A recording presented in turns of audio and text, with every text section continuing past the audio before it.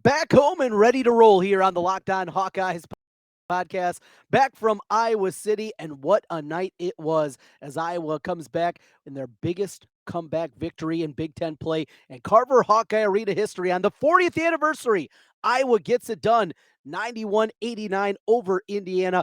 A wild game. Iowa down big early on. They battle back. We talk about that. And what does it mean for this Iowa basketball team going forward? All today on Locked On Hawkeyes. Are Locked On Hawkeyes, your daily podcast on the Iowa Hawkeyes. Part of the Locked On Podcast Network, your team every day.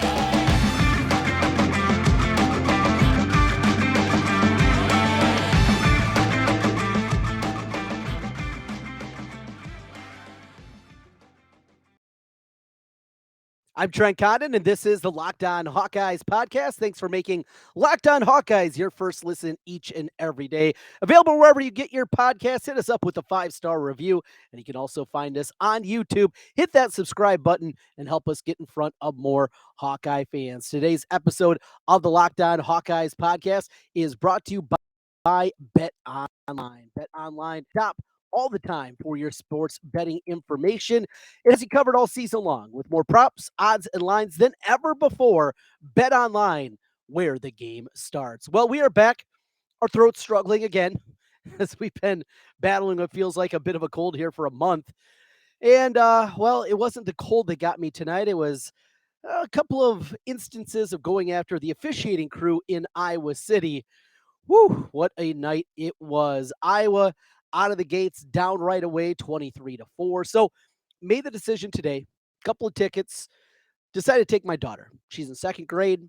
She's liking the Hawkeyes, getting into sports a little bit more. And she's played soccer and basketball and done gymnastics and done all those things, but becoming more interested. And just on a personal note here, it was just a great experience. It really was. I didn't know how into the game she would be.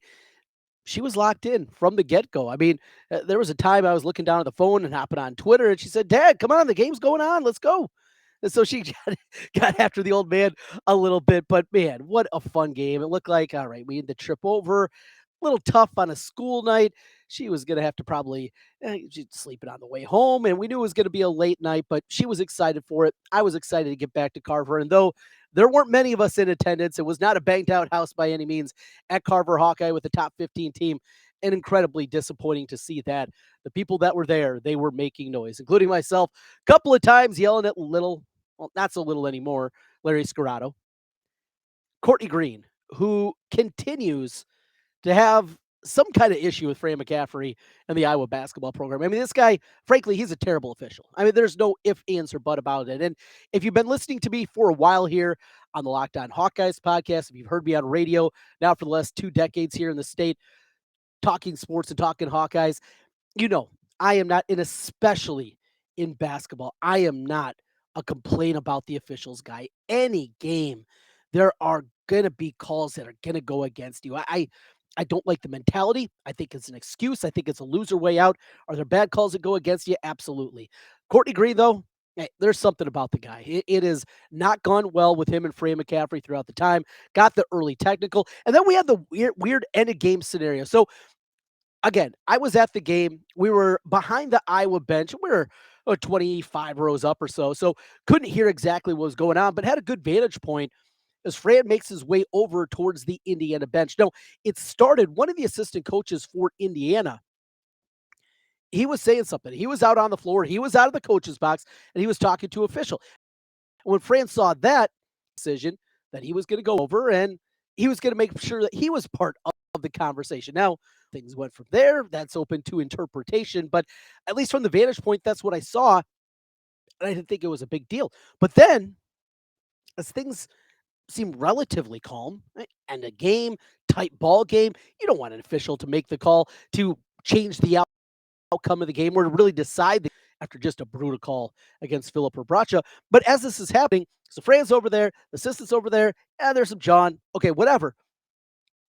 But one of the officials made the sign for a T. He gave the T sign, right? Now, normally, in fact, when Fran got the T in the first half, I mean, it's boom, above your head, technical foul, Very simple, right? You have that aspect, and we've all seen it. You watch basketball, you've seen that happen. The weird part about what I saw from the official is it wasn't raising his arms up to make the technical call. He put his hands together, but it was almost below his waist. And I wonder, and this is just me speculating at this point, I do wonder if it was him saying, I'm going to give you a technical if you don't shut up, for all intents and purposes, and something like that. I wonder if that's what it was, or if it wasn't a technical. Now, I haven't seen the TV broadcast. Raftery and Benetti, they obviously are more clued in. Officials come over, explain things to them and the TV crew. So I could be all wet on this. I'm going to go back here late tonight, have a beer, and talk and rewatch the game here this evening. But from what I saw from my vantage point, again, just speculating, just wondering if possibly that was it. He was not giving a technical. He was saying, if you guys don't shut up, I'm going to give you a T. And he kind of made the signal kind of below his waist, not actually giving a technical. Who knows? Maybe somebody does. We'll see. There'll be more about that going forward. Iowa got a bad whistle for a long time. Indiana got a bad whistle at times. Ultimately, that's going to happen in basketball.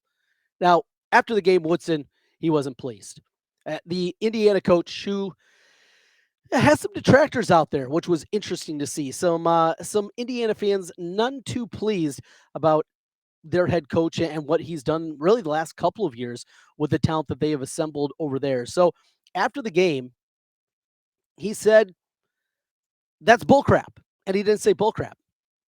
The guy should have been thrown out of the goddamn game, unquote. That is from Mike Woodson after the game with McCaffery coming over towards their bench. Again, he wasn't going at their bench. I think we need to put that out there too. It's not like he was chasing him down. He wasn't jumping into the huddle. He wasn't doing anything like that. It's not what it was at all. He was going over after seeing one of the assistant coaches going pretty heavy after an official. He wanted an explanation as well. In fact, when it was happening, I believe that Fran, and you see this happen a lot, was asking for both coaches to get together there at midcourt, right at the scores table, and they were going to go that direction. That's not the way that it played out, but not too bad. Mike Woodson, not pleased about that one. Hey, first win of the year in Big Ten play. It was necessary. So many guys that we need to call out in the effort that they gave, not just what we saw from Filip Rebraca, battling inside again against Trace Jackson Davis with not a whole lot of help, nearly played the entire game. He got an awful call late in the game. In fact, a couple of those fouls late were pretty ticky-tacky against Rebraca, but he was battling. He was playing hard. He was so good in an incredibly difficult matchup inside against one of the most talented guys in college basketball. Of course, you have that. The performance again from Kris Murray, who looked completely lost early in the game, had a missed free throw, not just a miss, an airballed free throw, then came back and hit a couple of free throws. And then the decision by him and Connor to end the ball game with 3 seconds left, run the fly pattern, and you could see it on Connor just points, says, go. And he does. And a beautiful pass by Connor. Kris goes up, gets the ball, gets away. No foul was able to be called. No, he wasn't able to be grabbed, chucks it in the air, and the Hawkeyes get the victory. Those three guys were so good, but they were not alone. We're going to break things down on that front, talk about the performances that we saw in this one, and a fun night from Carver Hawkeye Arena. It's a late night, early morning edition here of the Locked On Hawkeyes podcast. We'll take a quick time out, come back with more on the other side, breaking down the game, and also a look forward. What's this Iowa basketball team win number one of the Big Ten? Still 1-3 in Big Ten play. Still a lot of work that needs to be done, but a glimmer of hope? Possibly. That's next on Locked On Hawkeyes.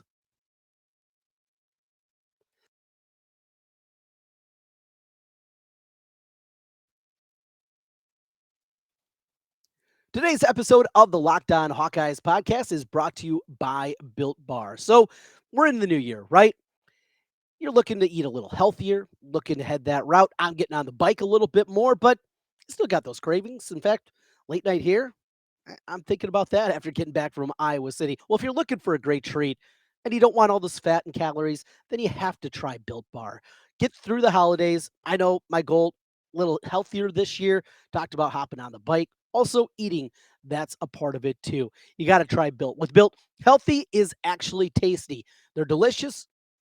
You won't even think they're good for you. Perfect for your New Year's resolution. What makes Built Bars so good? Well, they're covered in 100% real chocolate. That's right, real chocolate, and come in great flavors. How about churro, peanut butter brownie, and coconut almond? I'm not sure how Built does it, but these bars taste like a candy bar while maintaining amazing macros. And what's even better is they're healthy, only 130 calories and 6 grams of sugar with a whopping 17 grams of protein. And you don't have to wait to get a box. We've been talking about ordering up your Built bars from Built.com. Well, you can still do that, but now you can get them at your local Walmart or even Sam's Club. That's right. Head to your nearest Walmart today, walk to the pharmacy section, and grab yourself a box of Built bars. You can pick up a four-bar box of cookies and cream, double chocolate, or coconut puffs. And if you're close to a Sam's Club, run in. They got a 13-bar box with their best flavors, brownie batter and churro. You can thank me later. Go online at builtbar.com, built.com, or pick them up at your nearest Walmart. As we roll through here on the Locked On Hawkeyes podcast, again, thanks for making Locked On Hawkeyes your first listen each and every day. Glad to have you aboard with us as we talk about Iowa's 91-89 victory against Indiana. So we talked there at the top about some of the performances that we saw out of this squad. And starting with the leading scorer in the game, Kris Murray plays all 40 minutes. He goes 11 of 18 from the field. It's 3 3-pointers in the game, 10 rebounds, couple of steals, only one turnover. He was all over the place. Had a couple of blocks. He was playing at the level that you anticipate. But early in the game, as Iowa gets behind 23-4, Filip Rebraca in one of the huddles was getting after him. I mean, he was telling him in no uncertain terms, hey, get your head in the game. And maybe there was some Serbian in there. I'm not exactly sure, but you could tell. Very demonstrative. Get Kris going. They have to have it. He's by far their most talented player. I mean, this team is only going to go as far as Kris Murray can lead them. Is it fair? Maybe not, but it's reality. The reality is they need him at their best if they're going to be able to do anything this season. He was great tonight and a lot of big moments for Iowa. Rebraca, what more can you say? Just an absolute bulldog, a warrior in there. He's giving up size. He's giving up height. Trace Jackson Davis, one of the most talented players in the Big Ten, if not the most talented guy. And he's battling in there. 19 points, 10 rebounds, couple of assists. He was doing a little bit of everything throughout the course of the game. He nearly played the entire game, nearly 38 minutes, 37 minutes and 53 seconds for Rebraca. And finally, Connor McCaffery hit a couple of huge three-pointers in the game. So clutch at the free throw line. He goes 6 of 6, finishes with 16 points, had 3 assists in the game. He was all over the place. But in a night where the starting backcourt struggled once again, Ulis is just not happening for him. It just isn't. Stuck around. A lot of people anticipated he was going to be a guy that was going to enter the transfer portal. He didn't do that. He's been rewarded with minutes, with a starting opportunity. It just has not gone very well. Had a couple of flashes, but overall, it's not been a good season for Aaron Ulis. And Tony Perkins is a guy that I thought was going to turn into a star. That's a miss on my part. Something's off. Something's not right. There's frustration you can see at times with him. He was better at times here, but there's still too many of those moments when he's not playing well and some of the poutiness comes out and some of the frustrations start to build. I would just can't afford that. They need Tony Perkins playing at his highest level if they're going to get back even and close into bubble consideration. They need Tony Perkins to play well. I mean, frankly, he's probably got to be the second or third best team on this player on this team if they're going to accomplish that. But a night when those two guys are struggling, Desante Bowen, the freshman, gave him a few good minutes in the first half overall. He played 10 minutes. I thought he was solid in the game, had a beautiful reverse layup in there. He was all right, but it was the play of Payton Sandfort, the guy that has been much maligned this year. He has had a whole set of issues shooting the basketball. Talked about it. He was 0 for in Big Ten play coming in, 0 of 18 from the floor coming in the 3 Big Ten games. Hit a shot early in the game. You could just hear the elation from the crowd and trying to support him throughout this one. It wasn't just the shooting, though. He was doing other things. He was competent on the defensive end. He was helping out in different ways. He was hitting shots inside the three-point arc. He was doing a little bit of everything, and that's what you need. And he saw some of that swagger, some of that confidence start to come back for Payton Sandfort. And then finally, Josh Dix. He only played just shy of 10 minutes in the game, but boy, were they impactful. Hit a big three. That was great. But It was what he did on the other end of the floor. Now, in a night where Iowa gave up 89 early in the game, Indiana was on pace for like 180 points. I mean, they were just playing at a ridiculous level. When he came in both times, and certainly in the second half when Iowa made the run to get back into the game even closer and ultimately take the lead, it was his defensive presence, his ability to close out under control to the guys in the corner. They're playing a lot of zone. His ability to get sideline to sideline to make the smart play. I think we saw certainly the maturation tonight of the freshman Josh Dix. And Dix is important. Another guy that, with the woes that we've seen from Sandfort this year, when we've seen obviously the depletion of this team now, minus Patrick McCaffery, you're going to need minutes out of him. And he's showing an ability right now. Is he's where he's going to be? He's not. And working off that injury that he had a year ago, one of the most gruesome injuries you're going to see in a basketball game. For him to be back, this is not what we're going to see from him athletically. I saw him before the injury, much more bouncier than I anticipated. There's a little more wiggle to his game, and hopefully he'll be able to regain that and then build past it in the future years. But he's a guy that just was playing so smart, and a team that isn't very good defensively. You need guys that can come in there and help you out. And Josh Dix was able to do that. Even Riley Mulvey came in there, only played a couple of minutes, but boy, he was able to give Rebraca a blow. He didn't look overwhelmed. And a night where Gundelay wasn't available again with the knee injury, he looked okay. At this point, from what we've seen out of Riley Mulvey, you'll take okay. Look at these numbers, though, the plus minus, and they're crazy. So your leader in plus minus in this game, and all this measures is when you're on the floor, score more points or less points. Very simple equation. I think some people react to some of those numbers that you see, but your highest plus minus player was Payton Sandfort, plus 24 in the game. Right behind him, Desante Bowen. He was plus 6 in the game. The only two starters that were on the plus side in the plus minus were Filip Rebraca, he was plus 3, and Kris Murray was plus 2. But a minus 14 from Aaron Eulis and a minus 9 from Tony Perkins. I think that says a whole lot about those two guys. Hit the panic button? No, you got the win. You found a way. Down 21 points again.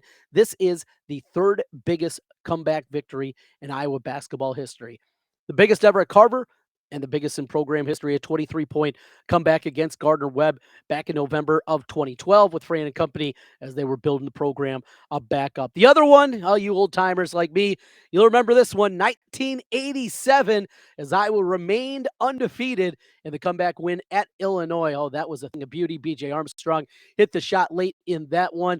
There were some antics. There was some pushing and shoving. Two teams that didn't like each other. Iowa that year, of course, lost in the Elite Eight the last time the Hawkeyes were in an Elite Eight, came in 1987 in Dr. Tom's first season. What a team that was. Kevin Gamble, B.J. Armstrong, Roy Marble. In fact, you see those guys? No, over that shoulder. There they are, right over my shoulder there. Roy, B.J., and Ed, that three-headed monster, the guys that were sophomores on that team, Gamble, Lowhouse, they were absolutely loaded. That season, you saw Illinois and Michigan get there. Ultimately, it was Indiana getting to the national championship. And Indiana winning it with Steve Alford. Yuck. Winning that national championship.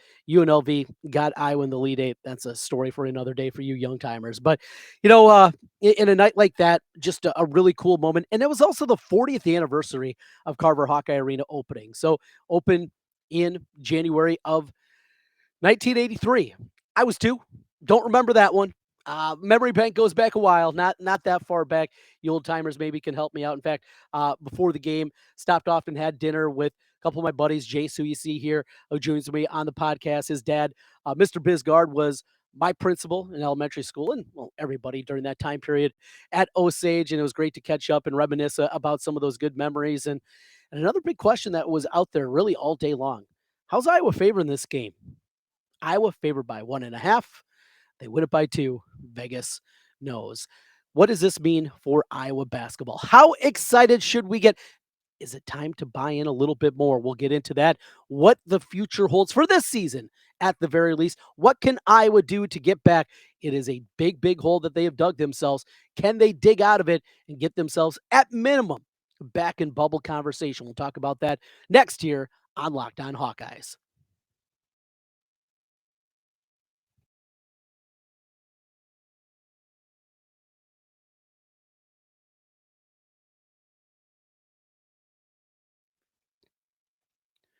Trent Condon back with you one final time on the Locked On Hawkeyes podcast. Thanks for making Locked On Hawkeyes your first listen each and every day. Make sure to check out Locked On Sports today, the biggest stories around the sports world in 20 minutes or less. Instant reaction, game recaps, and Locked On's take of the day. Locked On Sports today, available on YouTube and wherever you get podcasts. So the win's nice, right? All right, you got to win. First in Big Ten play, still 1-3 in Big Ten play. You still got a lot of work that needs to be done. The Big Ten this year is solid once again. There's no elite team, though Purdue was ranked number one for a long time. I don't see them ultimately being a team that runs away with the title at 17-3, 18-2, something like that. In fact, well, they already got a loss and nearly had another one tonight as they hold off and get the big shot late to beat Ohio State. But what does this mean for Iowa? Well, it's not going to be easy. There aren't many cupcakes on the schedule going forward. A team like Northwestern, you thought maybe coming into the year that the Wildcats were going to be a struggle once again. That has not been the case to this point. They are playing certainly much better than people anticipated. In fact, they have the sixth best defense, in the country right now, according to Ken Pomeroy. So you have, that component of it. But a couple other things, a couple other notes here as we look at this matchup and look at the Big Ten and what Iowa has to do as a whole. So right now you got Michigan and Wisconsin; they're both 3-0. Purdue's 3-1. Rutgers is 3-1. Ohio State 2-1. Michigan, Northwestern, all with a couple of wins along with Penn State. And then you got Iowa down there at 1-3. They're down with Maryland, Nebraska, Illinois, Minnesota, are both 0-3. So you have that kind of group of teams that I was playing about, but it's really not about grouping things. Remember, it's about your resume. It's not about where you finish in the conference. It doesn't matter if Iowa suddenly gets to ninth in the conference because there's more work that needs to be done. You can't be ninth in the conference and also have, an 8-12 record. It's just not going to be good enough. Iowa, I believe, because of that loss to Eastern Illinois, at minimum, has to have a winning record. I believe they have to be probably at 12-8 to feel good going into the Big Ten tournament without having to make a run to the championship game or even the semifinals to get to that point. But that aside, what this win means is you got the first one, you got a road trip to Rutgers, and now 3 games after that are at home. We said starting tonight, Iowa probably had to be 4-1 here in these next 5 games to get there. Can you play at this level with the limited bench that you have? Now, a lot of teams do this. Now, maybe we forgot because Fran likes to play so many guys. There's a lot of teams across the country that really do play 6-7 man rotations, and they're all right. If an injury hits again, I was going to be in trouble, but you can say that with a lot of teams. And I was handcuffed a little bit more, obviously, not having Patrick McCaffery out there, but you anticipate he's also going to help and he's going to come back at some point in time. Got to keep piling up victories. There's work that needs to be done. You got a couple of nice wins on the resume. This is going to be a nice win at the end of the year. The Iowa State win is going to be a good one. You can't just have it all happen, though, at Carver Hawkeye. You also have to go out there on the road and get some victories. But remember a season ago, as Iowa ascended all the way up to the number 5 seed and kind of a disappointing seed in the NCAA tournament. Yeah, it ended in a thud. Look, losing that Richmond team, it's unthinkable. Yeah, 5-12 matchups. Upsets happen all the time. That Richmond team was not good. And the way Iowa was played, it was such a disappointing end to the season. But, well, for 67 teams, it ends in disappointment. There's only one team that ultimately cuts down the nets. But to lose that one, it was frustrating, no doubt. Talking NCAA tournament, though, there's still a lot that needs to be done. So to get to that point, just to get to 12-8, just think of it this way. Iowa has to go 11-5 the rest of the way. Well, that means holding serve at home, beating Michigan, beating Maryland, beating Northwestern. You have to beat all those teams. You cannot afford to hand any of those at Carver away. Where are you going to get the road victories? This is what they still have coming up. Of course, Rutgers on Sunday. Later in January, they go to Ohio State and to Michigan State. Neither of those teams are scary, but you're probably asking a lot. A little bit later on, they go to Purdue. That's going to be tough. Now, beating Minnesota, that can't be your only road win, as bad as the Gophers are. You get Northwestern, you get another shot against the Badgers late, and then Indiana. And circle that one, February 28th.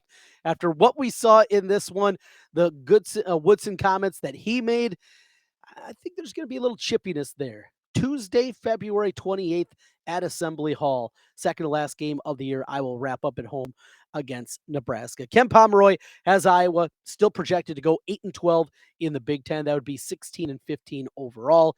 You inverse that, you put them at 12-8. That puts then Iowa at 20-11. Work to be done. Can it happen? I'm not overly optimistic, but there were signs tonight. The immersive dick out of him. Connor playing so many different roles, being so tough in there. You saw Kris Murray really blossom once again. He's got that guy night in and night out. It's not going to be easy, but that glimmer of hope, is it there? I'll be optimistic, Trent, here as we get back from Iowa City. It was a fun one, no doubt about it. Thanks for joining me here on the Locked On Hawkeyes podcast. And always, thank you for making Locked On Hawkeyes the first listen today. Now, make Locked On Sports Today your second listen. Peter Bukowski brings you the biggest stories from around the sports world in 20 minutes. Get the analysis and opinions before anyone else with our local and national experts and insiders. Locked On Sports Today podcast available on YouTube and wherever you get podcasts. I need to have a cold one. I need to rest the voice after yelling at Courtney Green about how much he sucks tonight. We got to get some rest here, and we'll be back with you again on Locked On Hawkeyes. Thanks for joining us. Fun night. Go Hawks.